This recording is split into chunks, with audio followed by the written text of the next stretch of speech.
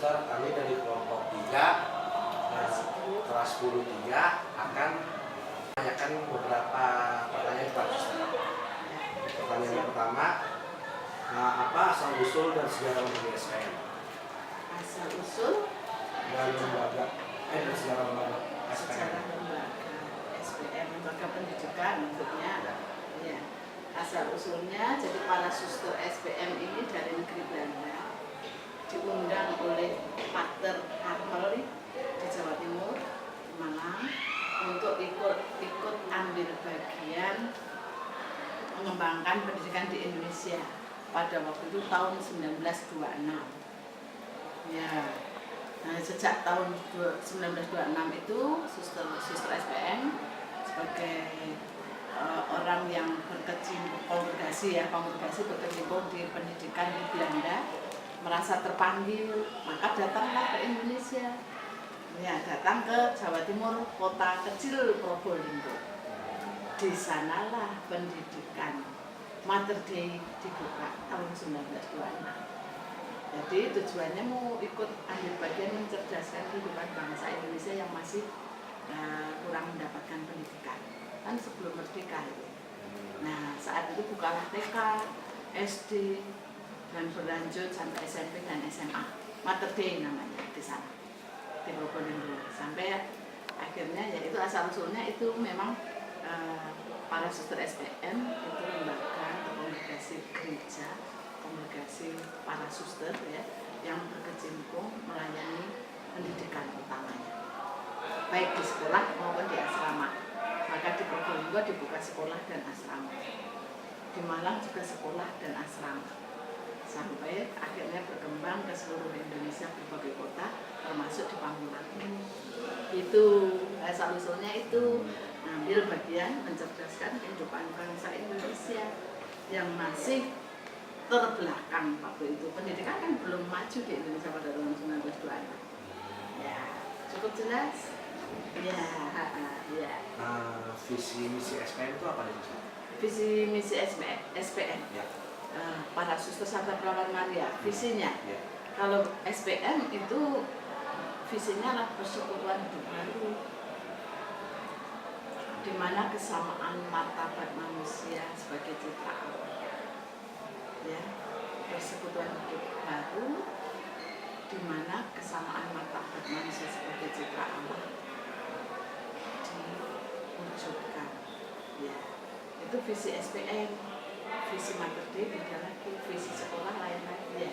Nah, visi pendidikan ya, kamu ingin tahu visi SPM atau visi SPM-nya ya. SPM itu, jadi para suster SPM ini punya visi membangun persekutuan hidup baru, maka sebagai kongregasi itu persekutuan hidup baru dan dijiwai oleh kesamaan martabat manusia sebagai citra Allah. Untuk jelasnya kamu masukkan di visi Mater Dei nomor 3. Ya, itu hubungannya. Maka spirit SPM ini, visi SPM itu dimasukkan ke lembaga pendidikan, sekolah-sekolah di visi maupun misi nomor 3. Cermati, lihatlah nanti ya.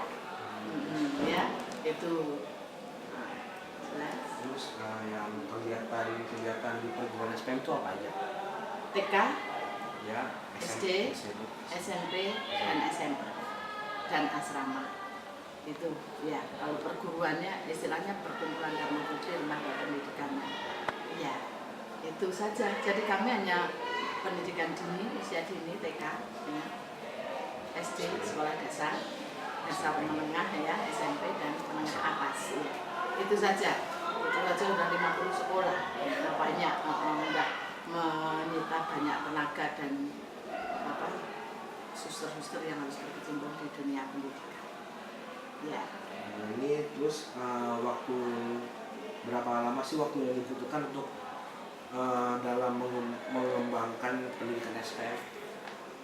Lamanya? Ya, maksudnya lama mengembangkan? Tak terbatas. Maksudnya apa? Kan dalam ini kan pendidikan, kan suster juga dulu sekolah. Itu maksudnya pas jadi SPM itu kita butuh berapa? Untuk menjadi suster SPM 7-9 tahun. Oh iya, untuk jadi suster ya. Lalu latar belakangnya pasti sesuai dengan panggilannya, bakat minatnya. Yang berbakat di pendidikan, sekolah lanjut pendidikan. Ya, yang berbakat dokter, sekolah dokter. Ada suster SPM yang jadi dokter karena punya poliklinik. Kami punya 3 poliklinik di Magelang, Jombang, dan Manokwari, Papua. Jadi ada yang suster dokter, suster perawat ada, suster bidan melayani di poliklinik. Nah, itu kurang lebih 7 sampai 8. Kalau suster saya 7 tahun kalau kakak. Ya. Terus pusat SPM di Indonesia itu di mana? Di Probolinggo, Jalan Dr. Muhammad Saleh 25 Probolinggo. Pendidikannya di Malang, Jalan Pandang 2. Ya. Kenapa di Indonesia itu ya? Mengapa di Indonesia? Permintaan tadi dari Pater Karmelit sejarah awal. Karmelit kami diminta oleh gereja. Nah, gereja ingin mengembangkan gereja Katolik, pewartaan untuk Indonesia semakin banyak, tapi tidak bisa jalan sendiri para alumni. Maka butuhkan tenaga-tenaga yang berkecimpung di lapangan. Nah, itu pada umumnya suster-suster, buder, prater. Nah, kami suster diminta oleh Pater Karmelit itu untuk membantu Jawa Timur lah untuk mengembangkan pendidikan di sana. Karena suster SPM berkecimpung di dunia pendidikan. Kota kecil, suster kalau dulu sini juga kota kecil, di sini Pamulang. Ya, bukan hanya di Jawa Timur, di sini pun dulu kota kecil mulai tahun 98-7 lah. Ya, memang suster SPM suka yang milih yang kecil-kecil yang tidak terjamah oleh orang-orang besar. Ya, melayani dari yang kecil tapi supaya jadi besar. Ya. Apalagi nih, kaul yang harus diucapkan dan diamalkan apa aja? kalau suster itu keperawanan, kemurnian ya istilah sekarang. Perawanan, kemiskinan, dan ketaatan. Perawan, murni, tidak menikah, hidup melulu untuk Allah.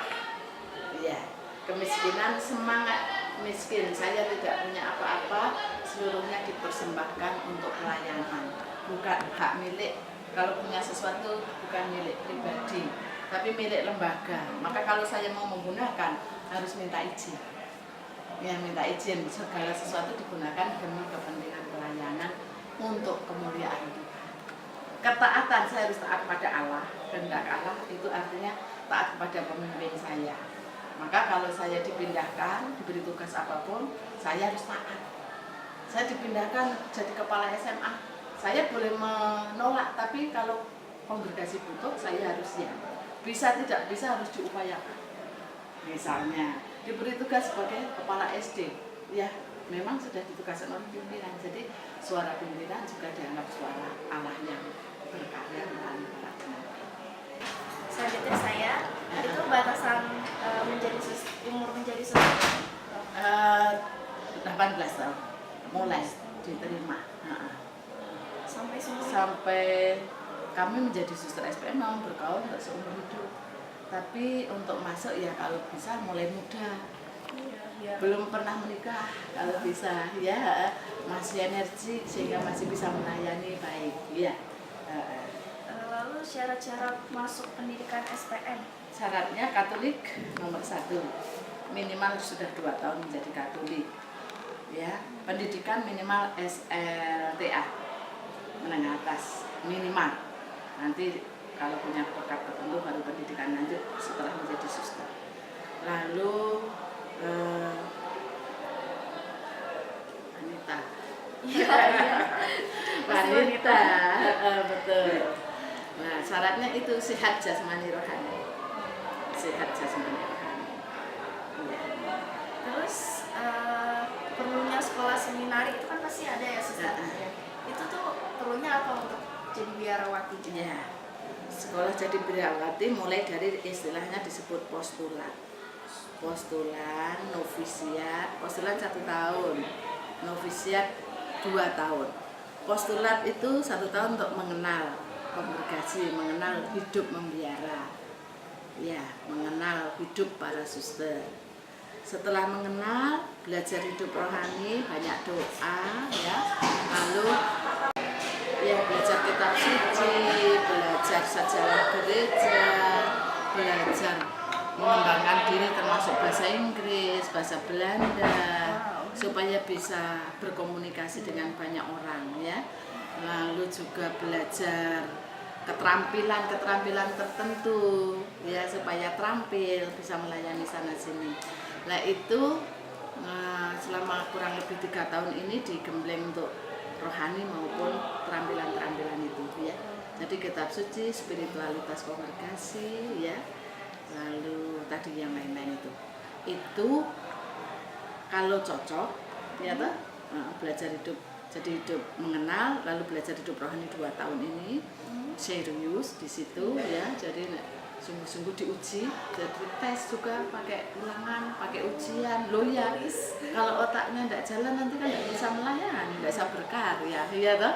Nah pakai ulangan, oh ya itu dinilai cerdas dan tidak, semua menjadi syarat itu ya.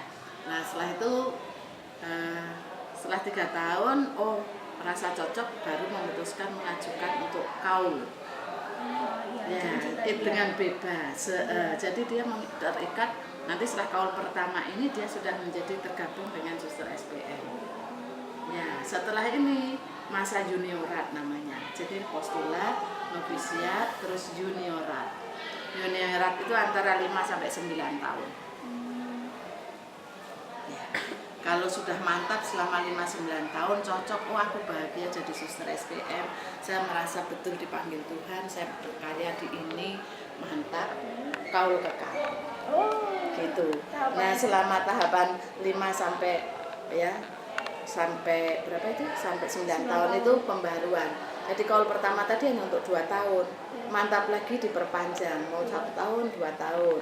2 tahun mantap lagi, diteguhkan lagi, perpanjang lagi kaulnya sampai akhirnya memutuskan untuk kaul kekal. Kekal itu artinya sampai mati saya menjadi suster SPM. Ya, cukup jelas ya. Terus fungsi dari adanya lembaga SPM itu apa ya, membantu gitu ya? Kami lembaga gereja yang ikut ambil bagian dalam tugas gereja, dalam tugas pelayanan, pendidikan kesehatan, pastoral ya, pewartaan Injil. Maka kami sekolah-sekolah ini sebetulnya harus ngajar sampai ada yang menjadi Katolik. Suster dulu banyak calon-calon Katolik. Suster sudah punya pengalaman di sekolah sekian puluh tahun lebih. Saya tiap tahun pasti membaptiskan anak. Bisa 40 anak, 50, 90. Saya di Malang, di Jember, saya pengalaman itu setahun pasca seperti kemarin kan temanmu ada yang baptis kelas 2 itu ya. Itu satu di ngajar Bu Lidwin. Kalau suster dulu di sekolah suster yang ngajar. Suster yang ngajar lalu baptis. Banyak-banyak. Tidak aja sedikit. Ya ada yang sampai 69 apa itu. 1 kali baptis. Ya, ini tugasnya pewartaan. Jadi kita memang ingin menjaring seperti tugas perintah Yesus. Pergilah ke seluruh dunia dan baptislah semua bangsa menjadi muridku. Nah kami termasuk punya tugas itu. Menjaring umat manusia supaya selamat di dalam Yesus Kristus. Ya, gitu. Pertanyaan berikut. Beberapa peran yang dilakukan suster SPM bagi sesama. Banyak melayani, yaitu tadi perannya itu melayani di dunia pendidikan ini. Nah, sekolahnya saja 50 sekolah, bayangkan BK, SD, SMP, peran luar biasa loh, mencerdaskan kehidupan bangsa ya. Lalu melayani orang sakit lewat poliklinik. Ya, pelayanan orang sakit, pelayanan sosial pastoral anak jalanan. Di Jawa Timur ada suster-suster yang menangani itu. Iya, orang miskin. Jadi mengumpulkan, diberi nama anak akaranda. Anak yang jalanan itu loh, di persimpangan itu, tapi sama suster-suster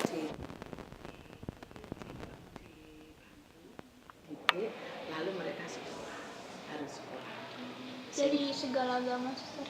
Campuran macam-macam. Kayak Bunda Teresia. Di Jawa Timur kami sampai seperti itu, hanya di sini saja kami tidak punya tenaga. Di Jawa Timur begitu ya. Lalu juga karya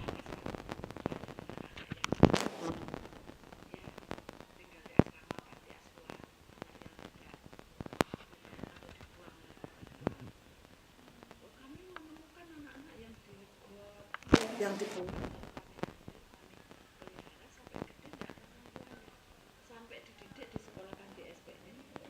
sampai bisa bekerja dan berkeluarga. Banyak anak suster SPM yang gitu, anak yang sudah dibuang. Itu perannya seperti itu artinya peran sosial ya, sosial karitatif lah, pelayanan untuk orang yang lemah, miskin, tersingkir, tidak ada yang ngopeni. Kami berusaha untuk itu. Maka di sini pun pernah ada anak dibuang di depan suster ambil, dibuang, melahirkan, orangnya telepon, kan kami dengar ada bayi nangis, ya, diambil, terus titip suster, titip gitu, tapi tidak tahu anaknya siapa. Akhirnya kami akan bawa ke panti asuhan. Kami punya panti asuhan di Surabaya, di Probolinggo. Maksudnya mau dibawa ke sana, tapi di sini ada yang adopsi. Diambil anak, puji Tuhan, lalu tidak jadi. Sekarang anaknya cantik sekali, sudah gede, cantik. Kami tahu foto-fotonya. Yang dibuang di sini di depan suster. Iya, bayi baru lahir, ditaruh di tas kresek. Kasihan toh. Semacam itu pelayanan. Jadi kami spiritualitas tadi, kesamaan martabat manusia itu termasuk itu. Ada anak yang dibuang, kalau itu martabat manusia itu kehidupan, perlu kita ambil, kita angkat, kita hidup. Sampai akhirnya tetangga pada ngasih popok, ngasih baju-baju baby, kan terus tidak punya. Orang-orang pada betul ada yang ngantar susu baby itu ya, pokoknya banyak orang nolong. Ya karena kami tolong ya disusterkan. Tapi kan kami tidak boleh, terus kami lapor polisi. Kami nanti kalau tidak resmi kan. Terus kalau kayak gitu aktenya atau segala macamnya gimana sih? Ini karena sudah diadopsi menjadi aktenya anak orang yang dia. Kalau misalnya yang di kalau Probolinggo ya aktenya ya anak tidak punya orang tua, nemu di jalan pada ya diasuh oleh suster, anaknya suster gitu saja.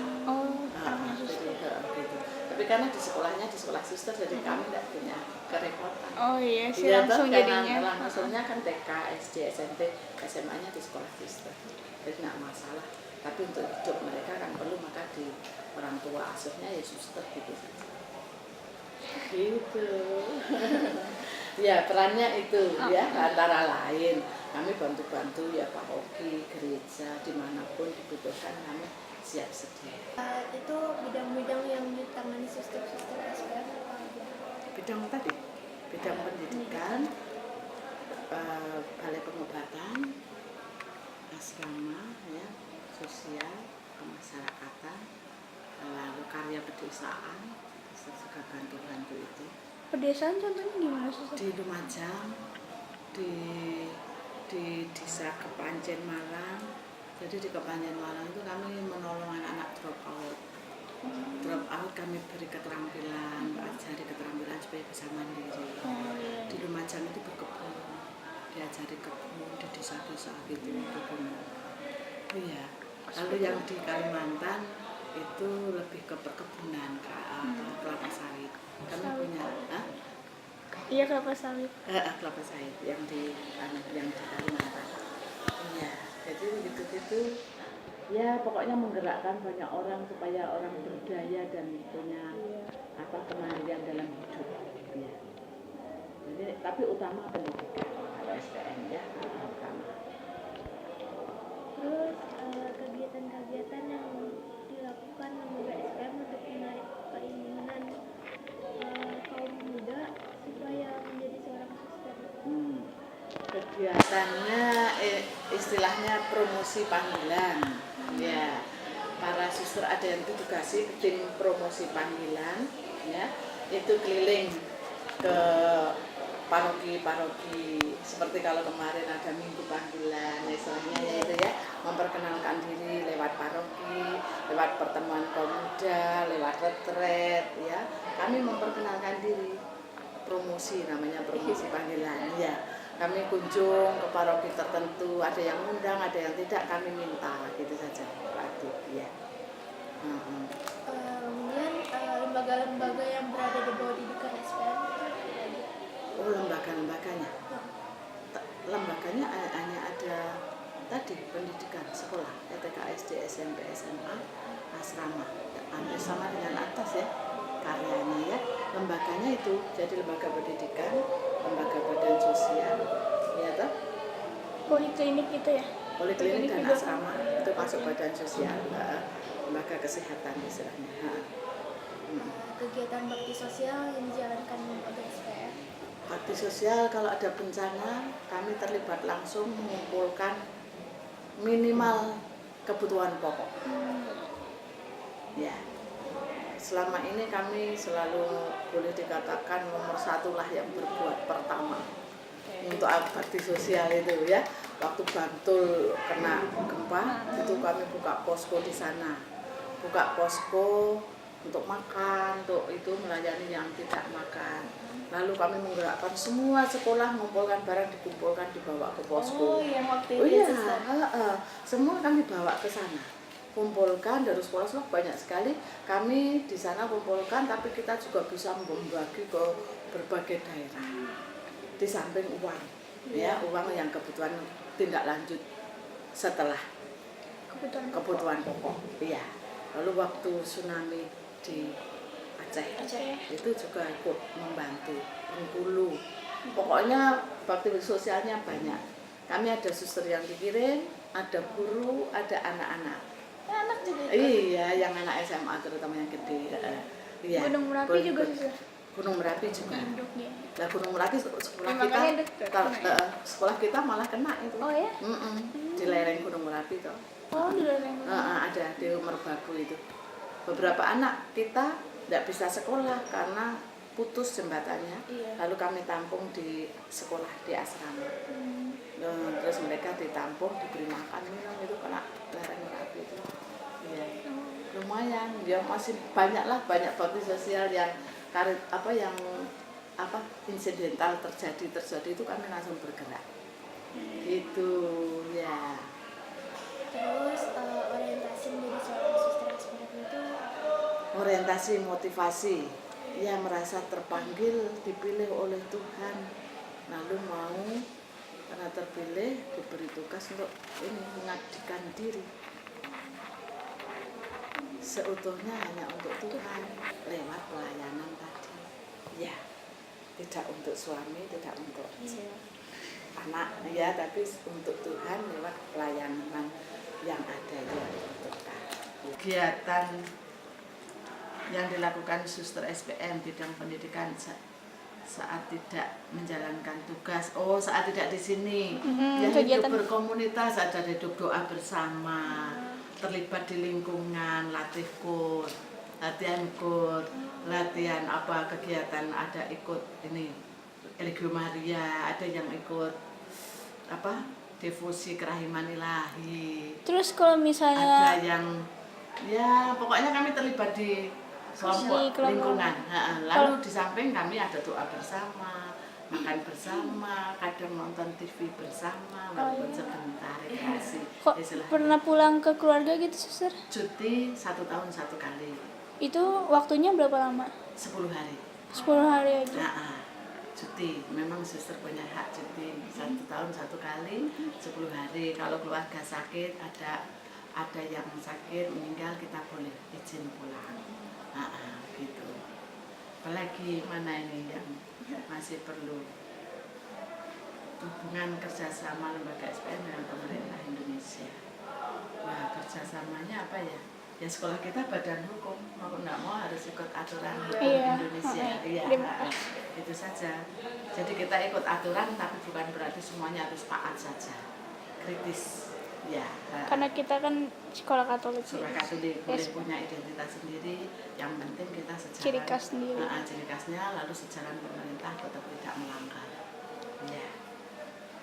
Pelopor dan ketua lembaga SPM saat ini, pelopornya turun ganti-ganti ya, sekarang ini saja provinsial itu Suster Anita, SPM, satu angkatan dengan Suster waktu masuk ya, itu jadi provinsial ya. Lalu kalau di pendidikan Suster Miriam ya. Kesan dan pesan Suster SPM kepada gereja dan generasi muda Indonesia. Kesannya generasi muda sekarang ini apa ya, maunya gampang-gampang sih semuanya Iya, pengennya dinikmati, simple. simple, instan, maunya kesannya orang muda. Maka saya punya pesan, semua untuk jadi sukses, jadi berhasil, atau jadi orang manusia yang sesungguhnya dikehendaki Allah itu melalui proses yang panjang.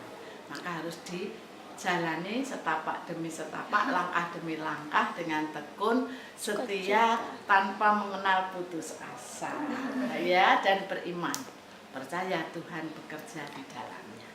Jangan mudah putus asa dan jangan mencari yang instan.